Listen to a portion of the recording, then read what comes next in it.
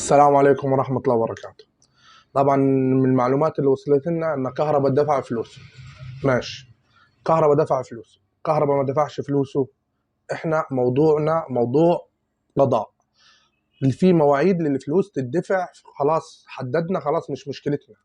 لكن فكرة ان كهرباء حراق، كهرباء زي اي لاعب بالنسبة لنا عندنا، ومش زي ساسي، زي طارق حامد، زي ابو جبل، زي الكل عندنا لاعب لو مؤاخذة هرب منينا وخلاص، على كده موضوع وخلص. تمام. بس معلش في نقطتين انا عاوز اتكلم فيهم. لو انت بتتكلم في الاهلي، لا، في نجاح. نجاح في الايه؟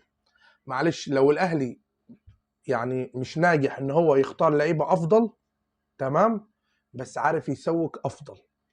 لو الاهلي مش ناجح ان هو ياخد يعني ياخد الدوري وكاس سنتين، بس عارف ياخد افريقيا ولعب نهائي كاس عالم، تمام. معلش، يعني لعب قبل النهائي، لعب في كاس العالم يعني، بغض النظر يعني.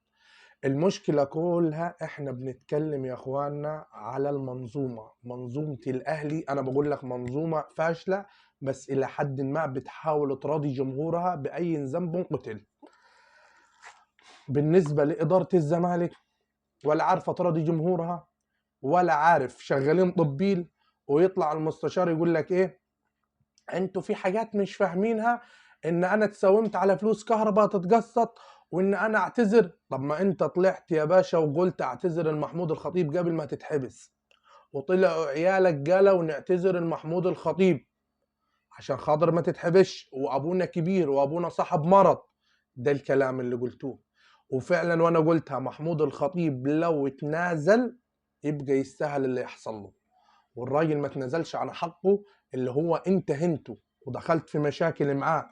للناس اللي بتطبل المرتضى منصور، يا اخوانا، مرتضى منصور دخل مع الزمالك في حرب ليه هو، حرب شخصية بتاعته هو، مش بتاعت نادي الزمالك.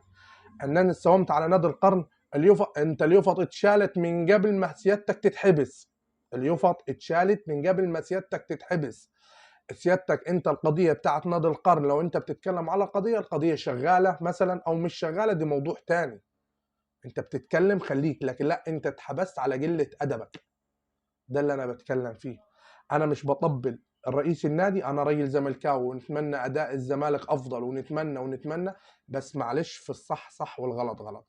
محمود الخطيب قراراته كتير ومش عارف ايه، معاك يا سيدي، بس الى حد ما عارف. يعني انا بتكلم ازاي، يعني انا بتكلم مع واحد صاحبي بقول له ازاي الزمالك سنتين ورا بعض، سنتين ورا بعض بطل دوري، ما ياخدش اعلان. قال لي يا باشا انت هتدور على مين؟ هتدور على التسويق. طيب احنا عندنا الشركه المسوقه فين؟ اللي هو تطلع لاعب على اقل اعلان، ولا ما تطلعش، ولا وينهم؟ اداره الزمالك اداره فاشله. وعلى فكره، مهما عمل ومهما سوى ومهما قال مرتضى منصور، برضه مرتضى منصور فاشل، واللي خارب الدنيا ان في ناس بتطبل له. تمام. طيب انتوا دلوقتي طلعتوا في المؤتمر وقعدت تقول انا هنعلن عن المدرب الجديد دي، تمام. ايه اللي دخل الاهلي والهلال والكلمتين دول؟ واحنا نقول واحنا نعيد واحنا حلو. انا هقول لك في كلمتين. الاهلي مدلل، الاهلي بتاع يعني الطفل المدلل للدوله، الطفل المدلل للاتحاد. انا معاك في كل اللي انت هتقوله. هو عارف يعمل كده، وعارف يكسر عين الناس في الدوله ان هم يدخلوا عدد الجماهير دي كلها. انت عارف ان هو القرار اللي عايزه يعني بيتنفذ، سواء في اتحاد الكوره، او سواء في الجماهير، او سواء في اي حاجه تاني. يبقى دي نجاح. لو بيتكلم بالعربي، لو هو عارف يكسر عين ده وعين ده، دي نجاح ليه هو. والنبي ما ترموش فشلكم على نجاحات غيركم. السلام عليكم.